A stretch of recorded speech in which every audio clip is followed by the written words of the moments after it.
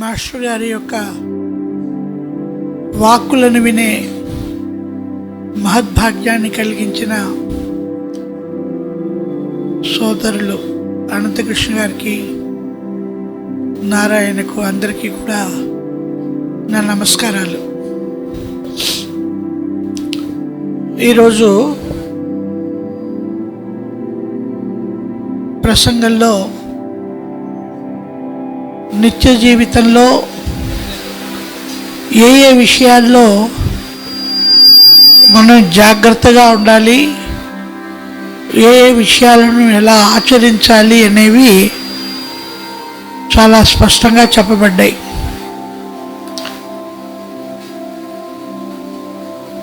ప్రప్రథమంగా మనలో మార్పు రావాలి. ఉన్న స్థితి నుంచి ఉన్నత స్థితికి చేరుకోవాలి. మన ప్రవర్తనలో పరివర్తన కావాలి. అప్పుడు మనలో మనుష్యత్వం సంచరించుకుంటుంది. మనం అందరము మనుషులమే, కానీ మనుష్యత్వాన్ని సంపాదించుకోవాలి. ఆ తర్వాత దైవత్వం వస్తుంది. అన్నీ సమకూడతాయి. ముముక్షత్వం అంటే మోక్షాన్ని పొందాలి అనేటువంటి కోరిక. ఆ తర్వాత కలిగేటువంటిది మహాపురుషుల యొక్క ఆశ్రయం. ఇవన్నింటి ద్వారా మనం మన గమ్యాన్ని చేరుకోగలుగుతాం. వాటికి అవసరమైనటువంటివే ఈ తపస్సు కానివ్వండి, మహాత్ముల వాక్యాలు కానివ్వండి, ఇవన్నీ కూడా. గిరీష్ ఘోష్ అని ఒక శిష్యుడు ఉండేవారు, శ్రీరామకృష్ణుల వారి శిష్యుడు. ఆయన శ్రీరామకృష్ణుల వారిని అడుగుతారు, నేను మారతానా, నాలో మార్పు చోటు చేసుకుంటుందా, నేను మారతానా అని అడుగుతారు. రామకృష్ణుల వారు ఇచ్చే సమాధానం ఒక పదం. ఏమిటా సమాధానం అంటే విశ్వాసము. విశ్వాసము ఉందా? విశ్వాసం ఉంటే నువ్వు మారుతావు. కాబట్టి విశ్వాసము అనేటువంటిది చాలా ముఖ్యమైనటువంటి పదం. ప్రప్రథమంగా మనకి కావాల్సింది విశ్వాసం.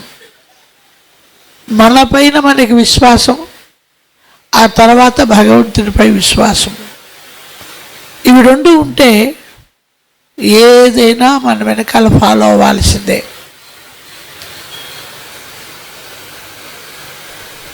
ఎప్పుడు కలుగుతుంది ఈ విశ్వాసము అని అంటే, భగవంతుని ప్రార్థించడం ద్వారా. అది కూడా ఉరికినే రాదు. భగవంతుని పైన నమ్మకము, మన పైన నమ్మకము కలగాలి అని అంటే చిన్న విషయం కాదు. దాదాపు 3 వంతులు సాధించినట్లే. ఆ ఒక్కటి ఉంటే మన దగ్గర విశ్వాసం అంటే ఏంటి? ఇంకేమీ లేదు. పరిపూర్ణమైనటువంటి ఆ శరణాగతి ఉన్నప్పుడే ఆ విశ్వాసం కలుగుతుంది. నాదంటూ ఏదీ లేదు, అంతా భగవంతుడే, నేను నిమిత్త మాత్రుణ్ణి, చేస్తున్నది చేయిస్తున్నది అంతా ఆయనే, నన్ను ఉపకరణంగా ఆయన ఉపయోగించుకుంటున్నారు. నేను సరైన పనిముట్టుగా ఉంటే భగవంతుడు నా చేత ఎంతో చేయించగలుగుతాడు. మనమైనా అంతే కదండి. ఒక పెన్నుతో రాస్తూ ఉంటాము, ఒక నవల రాసాము, ఒక కథ రాసాము, ఏదైనా కానీ ఒక 400 పేజీల గ్రంథం రాసామనుకోండి, దేంతో రాస్తాం మనం? పెన్నుతో రాస్తాము. ఆ పెన్ను అనుకుంటుందా నేను ఇంత గ్రంథం రాశాను అని? ఆ పెన్ను అనుకోలేదు. ఆ పెన్ను వెనకాల ఒక వ్యక్తి ఉన్నాడు. అతను రాసింది, పెన్ను కాదు. మనం ఏం చేస్తాం, బాగా రాస్తున్నంత వరకే దాన్ని ఉపయోగించుకుంటాం. అది మొండికేసినా, పాలి విరిగినా ఎలా అయితే అవతల పారేస్తామో, మనం అందరం అంతే. అలాంటి పెన్ను లాంటి వాళ్ళమే, అలాంటి ఒక పరికరం లాంటి వాళ్ళమే, భగవంతుని చేతిలో పనిముట్లమే. ఆయన మనల్ని ఉపయోగించుకుంటున్నాడు. అన్నిటికీ కారణం ఆయనే, భగవంతుడే. మనం జాగ్రత్తగా ఉన్నంత వరకు, విశ్వాసం కలిగి ఉన్నంత వరకు, ఆయన చేతిలో అణిగిమణిగి ఉన్నంత వరకు ఆయన మనల్ని ఉపయోగించుకుంటూనే ఉంటాడు. నేను ఇదంతా చేశాను అన్న భావం పొరపాటును కూడా మనలో రాకూడదు. వచ్చిందేనంటే ఆయన ఉపయోగించుకోవడం మానేస్తాడు, అవతల పడేస్తాడు. అందుకని we should be fit instrument in the hands of Sri Ramakrishna, in the hands of Bhagavan. భగవంతుని చేతిలో ఒక సరైన పనిముట్టుగా, భగవంతుని యొక్క కైంకర్యానికి ఉపయోగపడేటట్లుగా మనల్ని మనం ఉంచుకోగలిగితే భగవంతుడు మన చేత ఆయన పనులను ఆయనకు కావలసినట్లుగా మన చేత చేయించుకుంటాడు. మనలో ఏమాత్రము అహంకారం అనేటువంటిది పొడసూపదు. ఎందువల్ల మనం కాదు అన్న సంగతి మనకి తెలుసు. కాబట్టి ఈ విశ్వాసం మనలో బలోపేతం కావాలి. నేను క్యాలికట్లో ఉన్నాను, రామకృష్ణుల వారు పని చేయించుకున్నారు, రాజమండ్రికి తీసుకొచ్చారు, అక్కడ చేయించుకున్నారు, ఇప్పుడు ఇక్కడ. ఇదంతా ఎవరు చేశారు? నేను కాదు, భగవంతుడే మన చేత చేయించుకుంటున్నాడు. మనం నిమిత్త మాత్రులమే.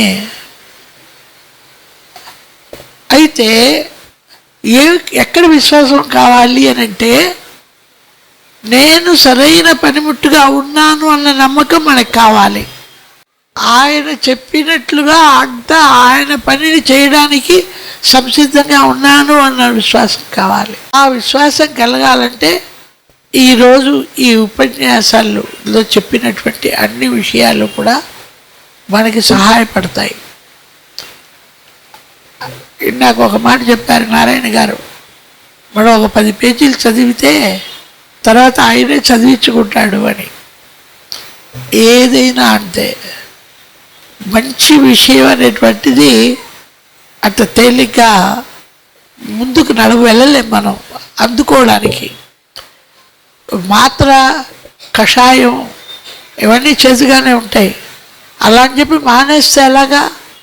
అది తీసుకుంటేనే కదా రోగం తగ్గుతుంది. మన లోపల మనం పని సరిగ్గా ఉంటేనే కదా. శరీర మాధ్యం కళ్ళు ధర్మ సాధనం. ఏ ధర్మ సాధన చేయాలన్నా కూడా శరీరం బాగా ఉంటేనే కదా. బాగా ఉండాలంటే కషాయాలే తినాలి, ఇబ్బందులు పడాలి, శ్రమను పడాలి. వేటి కోసం? మన కోసం కాదు.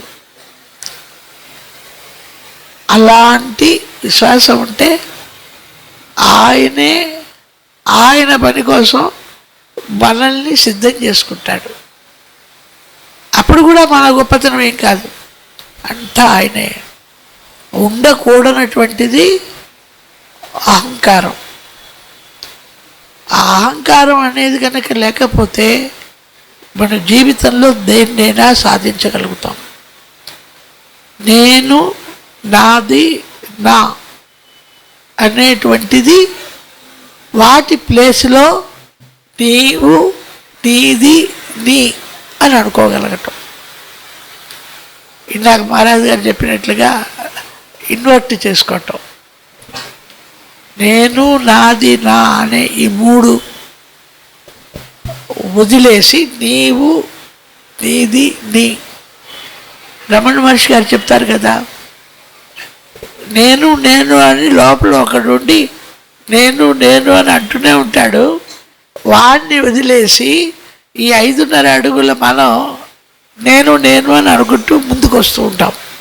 అది కాదు, లోపల ఆల్రెడీ నేను నేను అంటున్నాడు వాడు, లోపల ఉన్నాడు వాడు, వాడిని నొక్కేస్తున్నాం.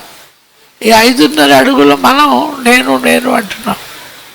అంతా భగవంతుడే మనకి ఇస్తున్నాడు, అంతా ఆయనదే. మనం ఎంతసేపు అంటే ఎంతవరకు అండి? మనం గాలి బుడగ, సముద్రం మీద వచ్చే బుడగలు ఎంతసేపు ఉంటాయి? ఈ శరీరంలో మనం వచ్చినప్పుడు అది కూడా ఆయన చేతుల్లో ఉంది కదా. ఉన్నంత వరకు విరివిగాల్సిన అవసరమే ఉంది. ఆయన పని కోసం, ఆయన కోసమే మనం ఉంటాం. ఈ నేను, నాది, నా అనే ఈ అహంకారానికి స్వాత్మానంద మహారాజు గారని ఉండేవారు రాజమండ్రిలో.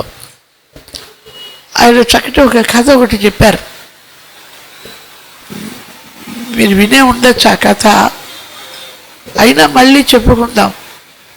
ఎందువల్లంటే అన్ని ఇబ్బందులకు కారణమైనవి ఈ అహంకారమే కాబట్టి, ఇంకొకసారి కూడా వింటే తప్పులేదు కాబట్టి ఆ కథ ఒకటి చెప్పి నేను విరమిస్తాను. ఇదొకటి అహంకారం ఒకటి. ఇంకొకటి ఏంటి అంటే బంధం. బంధం అనేటువంటిది భగవంతుడితోనే ఉండాలి తప్ప సంఘం అనేటువంటిది భగవంతుడితోనే ఉండాలి. దేంతో ఉన్న సంఘమైనా సరే మనం పోయినప్పుడు మనతో పోతుంది, కానీ భగవంతుడితో సంఘం ఏమిటి? వాడు పోయినా మన ఆయనతో పాటే వెళుతుంది. ఆయనే మళ్ళీ ఇంకో చోట ఆ బంధంతోనే మనల్ని తీసుకొస్తాడు. ఆ సుకృతం అలాగే ఉంటుంది. ఇప్పుడు ఒక వ్యక్తి ఒక గ్రామంలో ఉండేవాడు. పక్క గ్రామంలో ఒక పని పడింది. ఈ గ్రామం నుంచి ఆ గ్రామానికి వెళ్ళాలి అనంటే ఆ రోజుల్లో, వెనకటి రోజుల్లో ఒక చిన్న అడవి దాటుకుంటూ వెళ్ళాలి. రోడ్డేం లేదు, ఖాళీ బాటనే నడుచుకుంటూ వెళ్ళాలి. వెళ్ళాడు, పని పూర్తయింది. అమావాస్య చీకటి చీకటి పడుతోంది. ఇప్పుడు వెళ్ళవాక రేపు వెళుదు కానీ దారి తప్పే అవకాశం ఉంటుంది. వాళ్ళు చెప్పారు, ఆ గ్రామంలో వాళ్ళు, నేను పుట్టి పెరిగిన ఊరు, నాకు తెలియదంటానా ఉందా, నేను వెళతాను అని మొండికేసి బయలుదేరాడు. అనుకున్నంత అయింది, చీకట్లో దారి తప్పాడు. ఇక అరణ్యంలో దారి తప్పితే ఎంత తిరిగినా అక్కడే ఉంటాం మనం, బయటపడే అవకాశమే లేదు కదా. అలా పోతున్నాడు. పోతూ ఉన్నవాడు ఒక పాడుపడ్డ బావిలో పడ్డాడు. వాడు అదృష్టం చూడండి, అందులో పడ్డా కూడా వాడికి ఒక పెద్ద కొమ్మ ఒకటి దొరికింది చేతికి. ఆ కొమ్మని పట్టుకు వేలాడుతున్నాడు. కొమ్మ సరిగ్గా పెద్ద బావి, అది గాలి విసిరికి బావి మధ్యలో పడ్డాడు. కాలు అందటం లేదు, బావి గోడ కాలుకి అందటం లేదు. చాలా ప్రయత్నం చేశాడు, పెద్దవాడు కూడా వయస్సులో. ఎక్కడ పడ్డాడో తెలియదు, ఎంత లోతులో పడ్డాడో తెలియదు, అది ఏమిటో తెలియదు. ప్రయత్నం మానుకున్నాడు చేతకాక. వెలుతురు వచ్చిన తర్వాత చూస్తే అదో పెద్ద పాడుపడ్డ బావి, లోపల పెద్ద పెద్ద బండరాళ్ళు ఉన్నాయి. అప్పుడు అనుకుంటాడు, ఎంత అదృష్టం, ఈ కొమ్మే కనుక దొరుకుండకపోతే తల పిగిలి చచ్చేవాడిని. మళ్ళీ ప్రయత్నం మొదలెట్టాడు, కానీ వాడి వల్ల అవ్వటంలే. పెద్దవాడు కొంచెం వయసులో. ఏమనుకున్నాడు, తనకి గ్రామంలో తెలిసిన పేర్లన్నీ పిలవటం మొదలెట్టాడు. ఎవరికి వినపడుతుంది? బావి దాటి కూడా ఆ శబ్దం బయటికి రావటంలా. చాలాసేపు అలా పిలిచిన తర్వాత ఈ రామయ్యని సోమయ్యని పిలిచి ఏం ప్రయోజనం, భగవంతుని పిలుద్దాము అని అప్పుడు బుద్ధి పుట్టింది. అప్పుడు భగవంతుడా నువ్వే కాపాడాలి, దిక్కు లేదు, లావకింత లేదు, ధైర్యం విలువలపై టావులు. గజేంద్ర మోక్షంలో ఏ రకంగా అయితే ఆ కరి ప్రార్థన చేస్తుందో వీడు అలాగా మనస్ఫూర్తిగా భగవంతుడిని పిలిచాడు. ఈ పిలిచాడో లేదో ఒక 10 నిమిషాల్లో కుర్రవాడు వచ్చాడు, ఒక యువకుడు, మంచి వయస్సులో ఉన్నవాడు, ప్యాంటు షర్టు వేసుకొని ఒక వ్యక్తి వచ్చాడు. వచ్చి ఎందుకయ్యా పిలిచావని అడుగుతున్నాడు ఈ లోపల ఉన్నవాడిని. ఏం చెప్పాలి, వివరాలు ఎందుకు చెప్పండి అడగటం వల్ల, ఎవరు అబ్బాయివి, నేను చూసినట్టు జ్ఞాపకం లేదే. అయ్యా నేను భగవంతుణ్ణి, నన్ను పిలిచావు వచ్చాను. వీడికి నమ్మకం కలగట్లా. సరే నువ్వు ఎవరబ్బాయి అయితే ఏంటి, ముందు నన్ను బయటపడేసే మార్గం చూడు అని అన్నాడు. అప్పుడు ఆ పైన ఉన్న కుర్రవాడు అంటున్నాడు, సరేనయ్యా అసలు ముందు నన్ను భగవంతునని నువ్వు నమ్ముతున్నావా లేదా అది చెప్పు ఫస్ట్. నమ్మడం లేదు అన్నాడు అనుకోండి, వాడికి ఏం పని, అక్కడ వెళ్ళిపోతాడు. నమ్ముతున్నాను, వెరీ గుడ్, నేను ఏం చెప్పినా చేస్తావా, చేస్తాను. ఇలా ప్రశ్నల మీద ప్రశ్నలు వేయటం మొదలెట్టాడు. వాడంటాడు, నేను 1,00,000 ప్రశ్నలు అడుగు, ముందు బయటపడాయి. సరే నేను అందుకే వచ్చాను, బయటపడేస్తాను.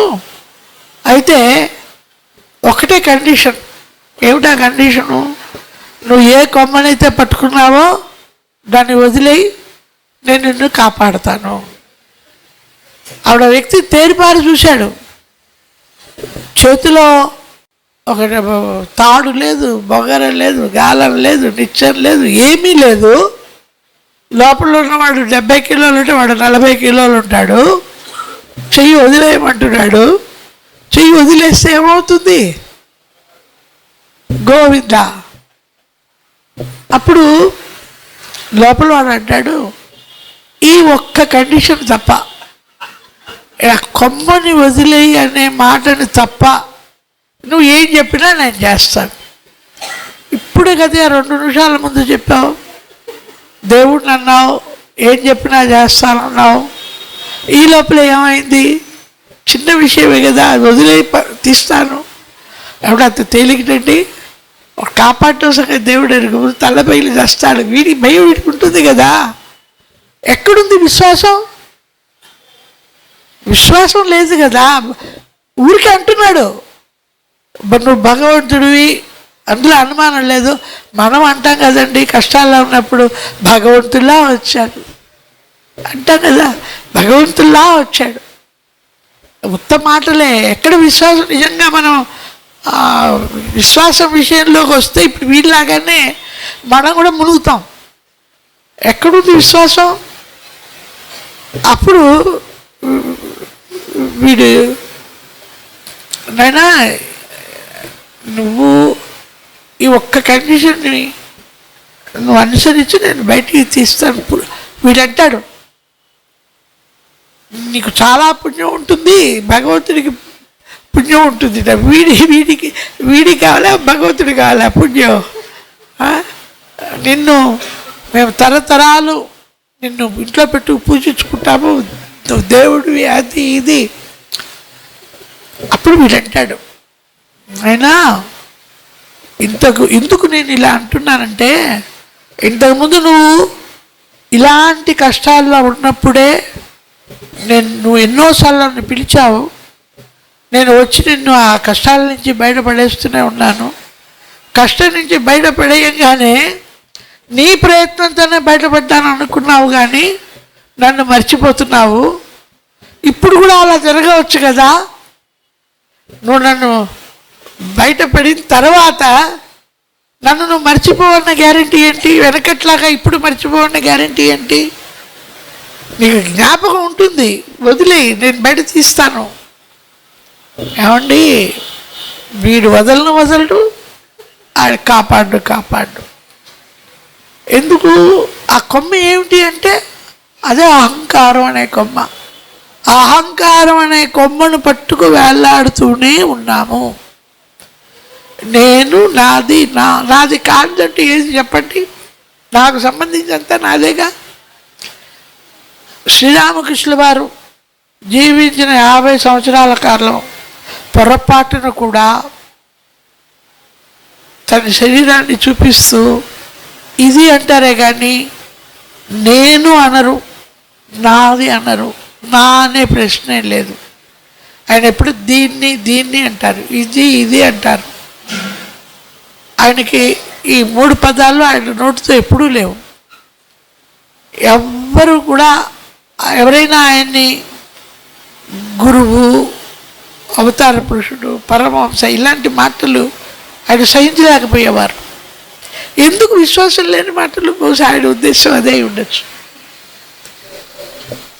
కాబట్టి ఆ అహంకారం అనే కొమ్మను మనం వదిలేయాలి అని అంటే మనకి పరిపూర్ణమైనటువంటి విశ్వాసం కావాలి.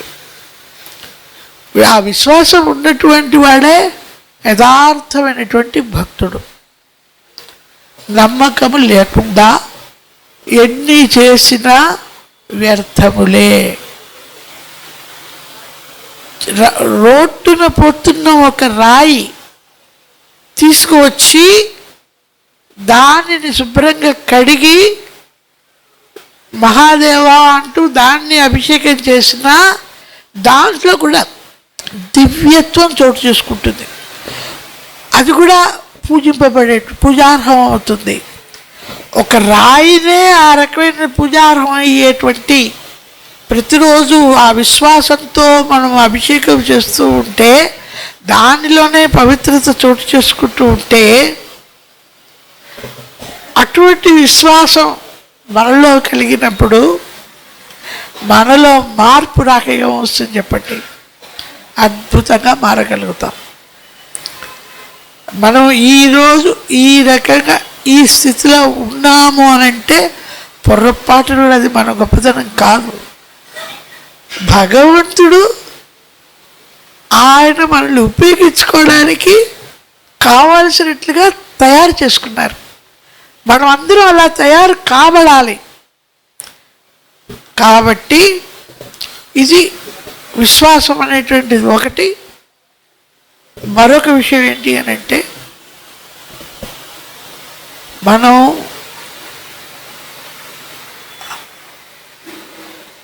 భగవద్ నామం దాని యొక్క మహత్వాన్ని, నామ మహత్వాన్ని గుర్తించి నామము రూపము ఒకటే అని భావిస్తూ నామము పలికినప్పుడల్లా భగవంతుడిని దర్శించుకోగలుగుతూ కనీసం ఊహలో అయినా సరే ఎప్పుడు కూడా ఆ భగవంతుడినే అంతా చూడగలిగేటువంటి అదృష్టానికి మనం నోచుకోగలగాలి. మనం ప్రతి సంవత్సరము ప్రతి చోట ఇలాగా గురు పూజలు జరుపుకుంటూ ఉన్నాం. మాస్టర్ గారిని తలుచుకోగలిగే భాగ్యాన్ని మనకి ఈకే ట్రస్ట్ వాళ్ళు కలిగించటం, వారికి ఒంట్లో బాగుండకపోయినా కూడా వైజాగ్ నుంచి మన కోసం మన తెనాలికి వచ్చారు.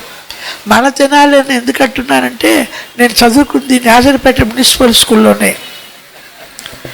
మున్సిపల్ స్కూల్లో చదువుకున్నాను నేను. తెనాలి అంటే నాకు చాలా ఇష్టమైన ఊరు. తెనాలిలో గురు పూజలు అనగానే నేను వస్తానని మొట్టమొదటి చెప్పింది ఇక్కడ ఎట్టి పరిస్థితి నిన్న రాత్రి 11:30కి హైదరాబాద్ నుంచి వచ్చా. అందుకని తెనాలి అనగానే రావాలి. అది కాకుండా అనంతకృష్ణ గారు కూడా వస్తున్నారు, వారిని చూడాలనిపించి దానికోసం వచ్చాను నేను. చాలా సంతోషం. బంధం అనేటువంటిది ఇప్పుడు ఏ బంధం లేదండి. ఉన్న బంధం అంతా భగవంతునితోనే. ఈ జన్మలో ఈయన తండ్రి, ఈవిడ తల్లి, ఈవిడ భార్య, కొడుకు, కోడలు, ఇవన్నీ అంతా ఇంతవరకే సంబంధం. Limited period. అవునా కదా? గత జన్మలో ఎవరు తల్లి మనకి తెలుసా? గత జన్మలో తల్లి ఎవరో మనకి తెలుసా? రాబో జన్మలో తల్లి ఎవరో తెలుసా? తెలియదు. ఈ జన్మలో ఈవిడ ఇంతవరకే మనకి కనెక్షన్ కదా. కానీ భగవంతుడు అప్పుడు ఇప్పుడు ఎప్పుడు భగవంతుడు ఒక్కడే. ఆయన ఆ నారాయణుడు, ఆ మహేశ్వరుడు, ఆ మాస్టర్ గారు, ఆ గురువు అలాగే ఉంటుంది. కాబట్టి 3 నెలల ముచ్చట మనకి బంధం అనంటే కేవలం భగవంతుడితోనే అయితే మనమే బంధింపబడి లేము. బంధింపబడి ఉన్నామన్న బంధాలు లేకపోయినా ఉన్నాయి అని అనుకుంటున్నాం. ఆ ఉన్నాయి అని అనుకుని నా నా నా అనుకుంటూ నా ఇల్లు, నా డబ్బు, నా వాకిలి అంతా నా అనుకుంటూ, నాది అని అనుకుంటూ, నా అని అనుకుంటూ ఉండటమే మాయ. అదే మాయ. అలా అనుకోబట్టి మనం ఈ శరీరంలో చక్కగా ఉండగలుగుతున్నాం, ఆనందంగా ఉండగలుగుతున్నాం, సంతోషంగా ఉండగలుగుతున్నాం అనుకుంటున్నాం. అది కాదు సంతోషం. ఇదంతా కూడా తాత్కాలికమే. శాశ్వతమైనటువంటి దుఃఖ సమ్మిశ్రితము కానటువంటి శాశ్వత సుఖం, పరమానందం, బ్రహ్మానందం మనకి తెలియదు. ఏదో కాసేపు సినిమాకి వెళ్తే కాసేపు హ్యాపీగా అనిపిస్తుంది, ఏదైనా ఇష్టమైంది తింటే సంతోషంగా ఇవన్నీ ఎంతసేపు అండి? కొంతవరకే. ఎంత రసగుల్లా అయినా నాలుగు దాటేంత వరకే. నాలుగు దాటింది అంటే అయిపోయింది దాని పని. ఇవన్నీ కాదు. శాశ్వతమైనటువంటి ఆనందం, శాశ్వతమైనటువంటి సుఖం. అందువల్లే సుఖము, దుఃఖము ఈ రెండింటికి నిర్వచనం ఏమిటి? సర్వం పరవశం దుఃఖం, సర్వం ఆత్మవశం సర్వం పరవశం దుఃఖం, సర్వం ఆత్మవశం సుఖం. పరవశం 2 అర్థాలు ఉన్నాయి. పరవశం ఇతరుల పైన, ఇతరులు కానీ ఇతర వ్యక్తులు కానీ వస్తువులు కానీ ఏదైనా కానీ వాటికి వశమైతే అది తీసుకొచ్చేది దుఃఖమే. ఆత్మకి వశమైతే అది తీసుకొచ్చేది సుఖం. పరవశం అంటే ఇంకొక అర్థం ఏంటి? ఏదైనా చూసినప్పుడు పరవశపడ్డాం అనుకోండి, ఆకర్షింపబడ్డాం అనుకోండి, అది కూడా దుఃఖాన్ని ఇస్తుంది. మనకి అనుభవమే కదా. మొబైల్ ఫోన్ ఉందనుకోండి, 5 నిమిషాలు కనపడలేదనుకోండి, పక్కవాడిని వెతుకుతూ ఉన్నాడు, నా నెంబర్ కొట్టాడు. కొడితే ఎక్కడుంటుంది? అది కనపడకపోతేనే చాలు. ఎందువల్ల? దానికి వశమైపోయాం. వస్తువులు, వ్యక్తులు, కారు 40 లక్షలు పెట్టి కొట్టాం, వశమై దాన్ని అది లేకపోతే మనం నడవలేము, వెళ్ళలేము, మర్చిపోయాం కదా. ఆ కారే ఈ క్లచ్ పోయింది అనుకుందాం ఉదాహరణకి, ఎవరిని పిలవాలి? ఆ బండిని పిలవాలి, రికవరీ వ్యాన్ తీసుకొచ్చి షెడ్కి మోసుకెళ్ళాలి. దుఃఖమే వేస్తుంది. అన్నీ కూడా మన చుట్టూతా ఉన్న వ్యక్తులు కానీ వస్తువులు కానీ ఏదైనా మనకి దుఃఖాన్ని ఇస్తాయండి, సుఖాన్ని ఇవ్వు. ఒకవేళ సుఖం ఇచ్చిన తాత్కాలికమైన శాశ్వతమైనటువంటి ఆనందం ఏది ఇవ్వదు. ఆనందం ఇచ్చేది కేవలము భగవంతుడు, భగవన్నామము, భగవంతుని యందు విశ్వాసము. ఆ భగవద్ విశ్వాసమే పరిపూర్ణంగా మనకు కలగాలి. ఆయన యందు నమ్మకం మనకు కలగాలి. అందుకనే శ్రీకృష్ణుడు అంతటి వాడు వచ్చి భగవంతుని నెపంతో మన అందరికీ కూడా ఆయన గీతను బోధించాడు. అది కూడా దేంతో ప్రారంభమైంది? విషాదంతోనే. అర్జున విషాద యోగంతోనే కదండి భగవద్గీత ప్రారంభమైంది. అయితే అర్జునుడికి కలిగిన విషాదం వేరు, మనకి కలిగే విషాదం వేరు. ఆయన తన స్వజనము, గురుజనము, బంధుమిత్రులు, వీళ్ళు వాళ్ళు అందరూ నా చేతుల్లో చనిపోతారే అని దుఃఖపడ్డాడు. తను చనిపోతానో, పాండవులు చనిపోతానో కాదు, శత్రువులు వాళ్ళు చనిపోతారు అని ఏడ్చాడు. ఇతరుల కోసం ఏడ్చాడు, తన కోసం ఏడవలా. అందుకనే ఆయనకి గీత లభించింది. గీత ఆయన ద్వారా మనకి లభించింది. అందువల్ల సాక్షాత్తు భగవంతుని నోటి నుండి వచ్చినటువంటి ఆ వాక్యాలు, వచనాలు ఏవైతే ఉన్నాయో ఆ 702 శ్లోకాలు, వాటిల్లో చెప్పబడినటువంటి అనేక విషయాలు మన నిత్య జీవితానికి పనికొచ్చేవి. అవన్నీ చదివితే తద్వారా కలిగేది విశ్వాసం. ఉపన్యాసాలు విన్నంత మాత్రాన నాకు భగవంతుని పైన విశ్వాసం కలుగుతుంది అని అంటే అది రసగుల్లా తిన్నట్లే, కాసేపటికి పోతుంది ఆ విశ్వాసం. ఆచరణ, గీతల్లో చెప్పినది ఆచరించడం కనుక అటువంటి దానికి కావాలి శక్తి.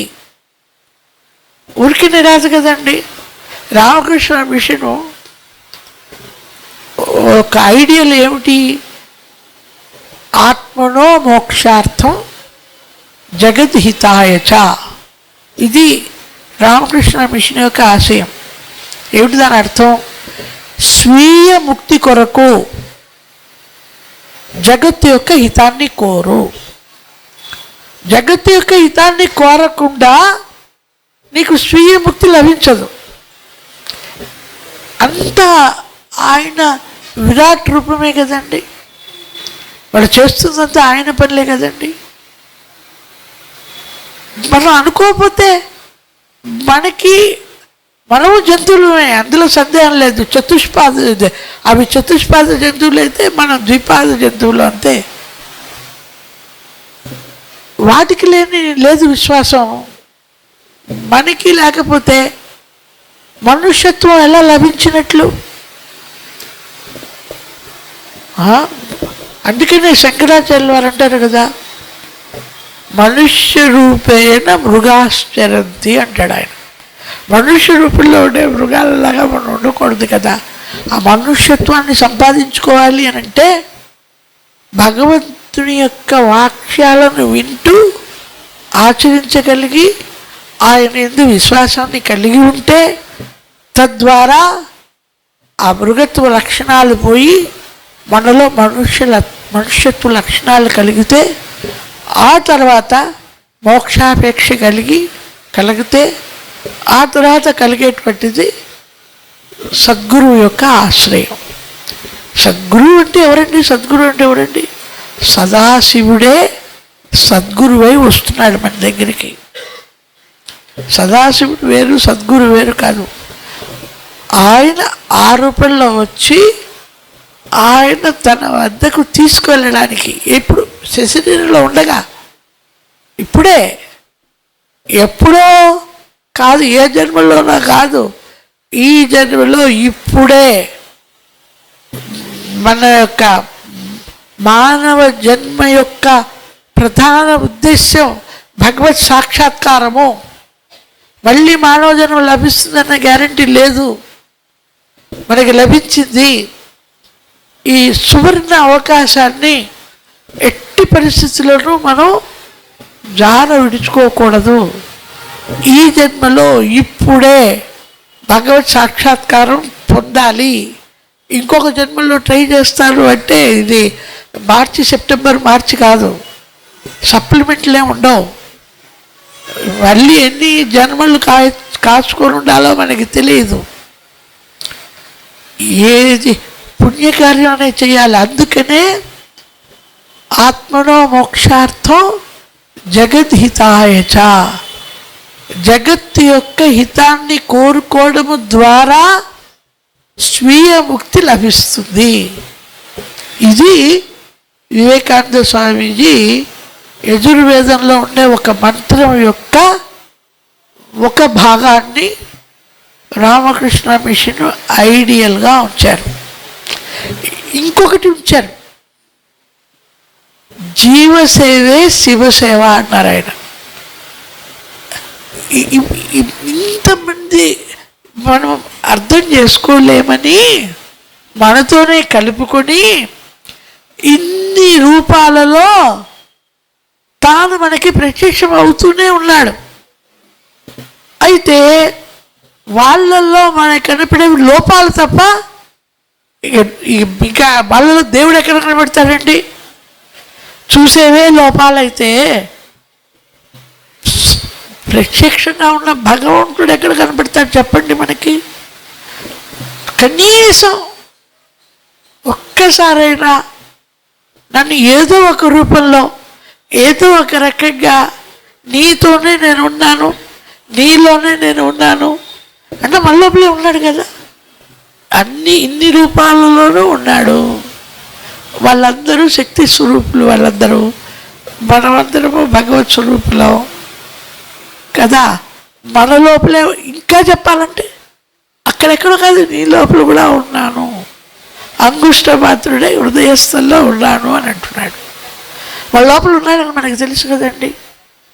అంతర్యామి అని అంటాం కదా, ఆయన అంతర్యామి అంతా సంచరిస్తున్నాడు కదా, లోపల భగవంతుడు ఉన్నాడు కదా. భగవంతుడు ఉండే చోటుని ఎలా ఉంచుకోవాలండి? ఎంత శుభ్రంగా ఎంత శుచిగా ఉంచుకోవాలి. ఇప్పుడు మనం ఇక్కడ ఇన్ని రూపాలను పెట్టాము, ఏ రూపంలో అయినా ఆయన చూడవచ్చు. ఆయన జీసస్ గారిని చూడండి, మక్కాలో చూడండి, ఎక్కడైనా చూడండి, ఇదంతా ఆయన సృష్టి కదండి. ఇన్ని రూపాలలో, ఇన్ని నామాలతో, ఇన్ని దేవతల రూపాల్లో మనల్ని కూడా ఆయనలో అంశగానే ఆయనే ఉంటూ ఆయనే నడిపిస్తూ ఇంత ఓపెన్గా అండ్ క్లియర్గా మనకి ఇంకా మనం ఎల్కేజీలోనే ఉంటామంటే ఎట్లాగండి? అడ్వాన్స్ వెళ్ళాలి కదా, చదువుతూ ఉంటే అర్థమవుతూ ఉంటుంది, అవగాహన అవుతూ ఉంటుంది.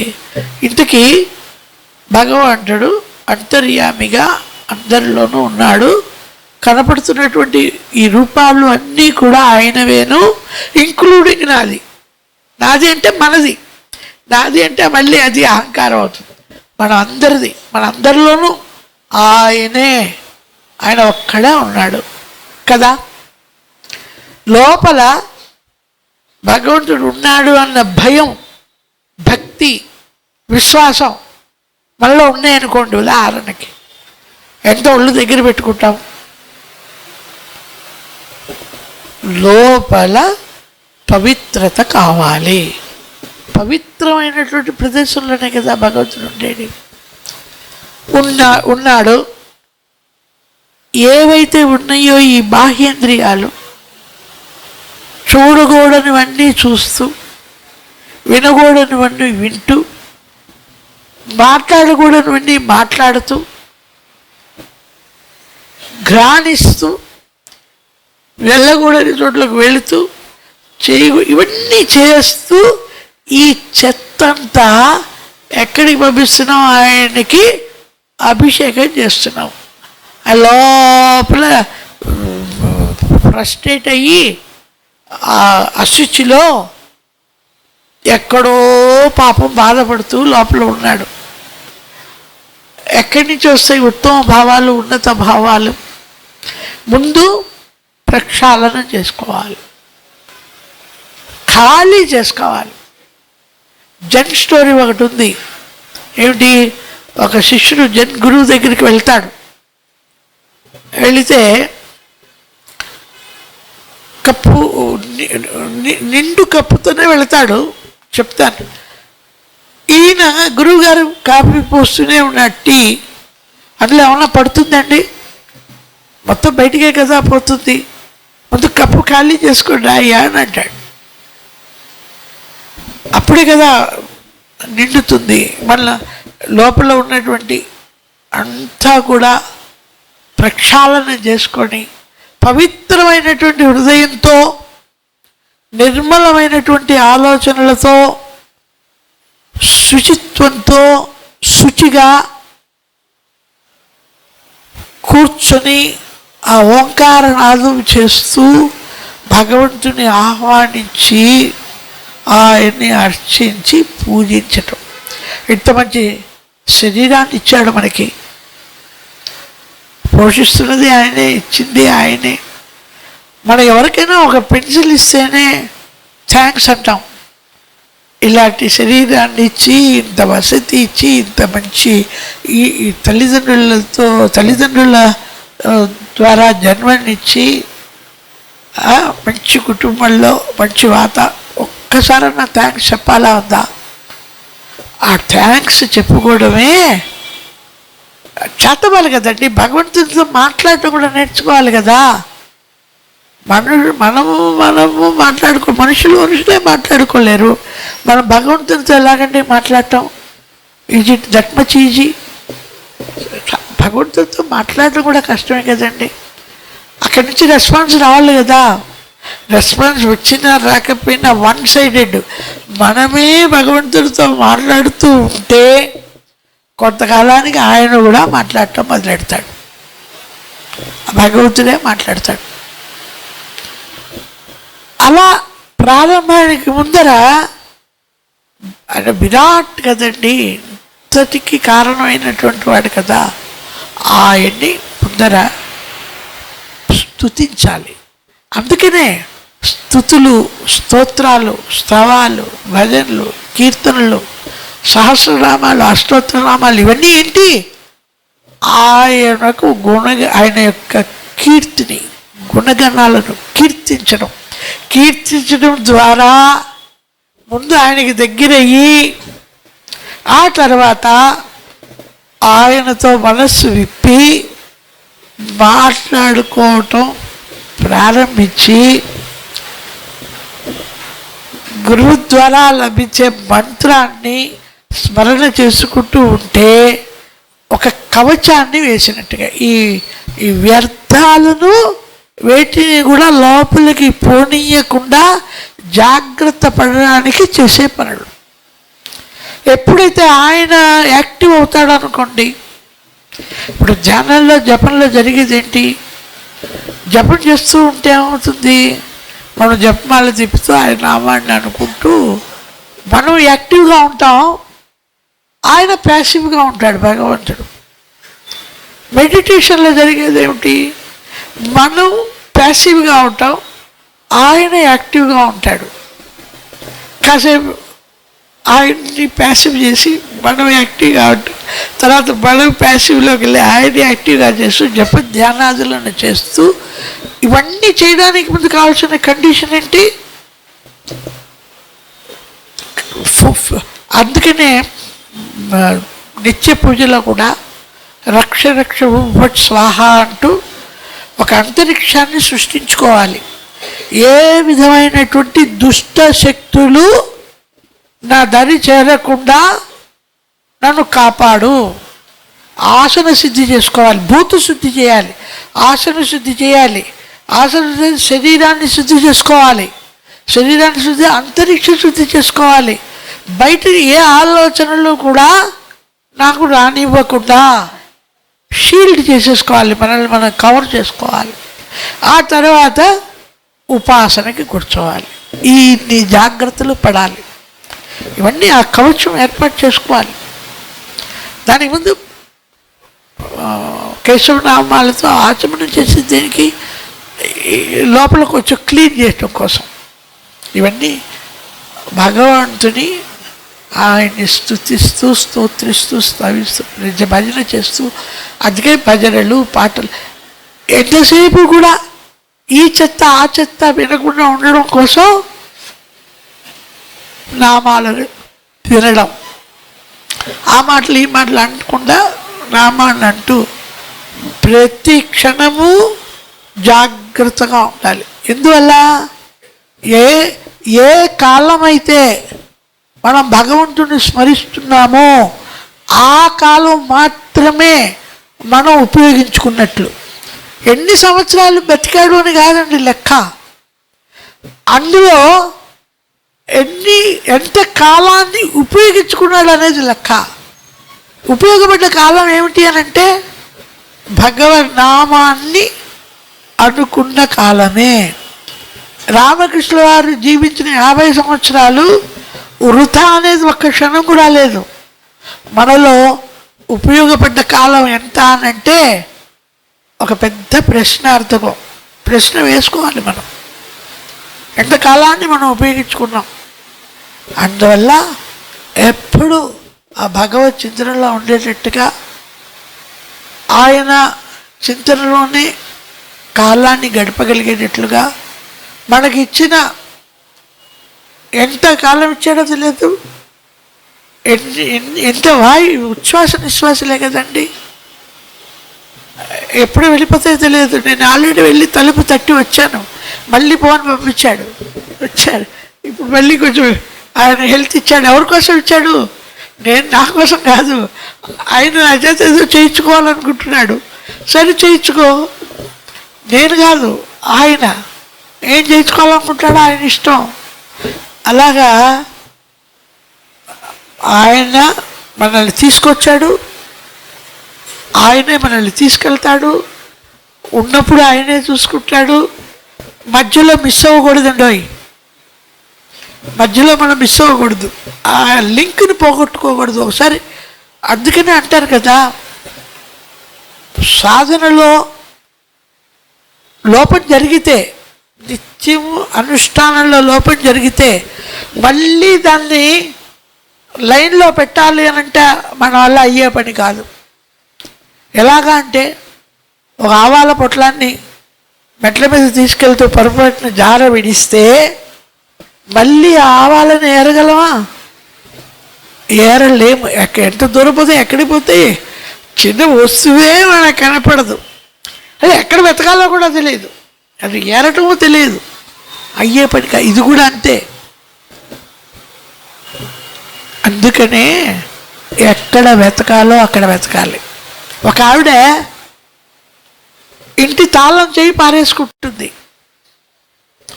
ఇంటి తాళం చేయి పారేసుకుంటే వెతకాలి కదా. ఆవిడ వీధిలోకి వచ్చి వీధి లాంతర్ దీపంలో వెతుకుతూ ఉంది. ముసలావిడ ఏదో వెతుకుతోందని పక్కన పొత్తుడు కుర్రవాళ్ళు వచ్చి ఏమవ్వా ఏంటి వెతుకుతున్నావు అని అడుగుతారు. తాళం చేయి పారేసుకున్నాను నాయన అని అంటుంది. ఇప్పుడు వాళ్ళు కూడా వెతకటం మొదలెట్టారు. ఎంత వెతికినా దొరకలే. ఎక్కడ పారేసుకున్నావు అని అడుగుతారు. అప్పుడు అడుగుతారు ఇంట్లో పారేసుకున్నాను అన్నది. మరి ఇంట్లో వెతకకుండా ఇక్కడ ఎందుకు వెతుకుతున్నావు అని అడుగుతారు. ఇంట్లో చీకటిగా ఉంది నాయన, ఇక్కడ వెలుతురుగా ఉంది, అందుకని ఇక్కడ వెతుకుతున్నారు అంటూ. దొరుకుతుందండి. ఎక్కడ వెతకాలో అక్కడ వెతకాలి. చీకటిగా ఉండటం అందుకని ఇంట్లో వెతుకోండి. ఇప్పుడు ఇదే ఉదాహరణ, మన వెతకాల్సిన చోటుని వెతకకుండా ఇక్కడికి వెళితే ఒక 3 గంటలు హ్యాపీగా ఉంటుంది అని అక్కడ వెతుకుతున్నాము. లేకపోతే ఇంకో అక్కడ ఎవరు ఉండరండి. ఈ వీధి దీపం కింద వెతికితే తాళం చేయి ఎలా కనపడదో, వెతకాల్సిన చోటేది మన లోపలే, అంతరంగంలోనే వెతకాలి, బయట కాదు. కాబట్టి నాకు ఇచ్చినటువంటి సదవకాశానికి అనంతకృష్ణ మాస్టర్ గారికి, నారాయణకు అందరికీ ధన్యవాదాలు తెలియజేస్తూ, ఇక్కడ 12:30 అయిపోయింది. ఇంతటితో విరమిస్తున్నాను.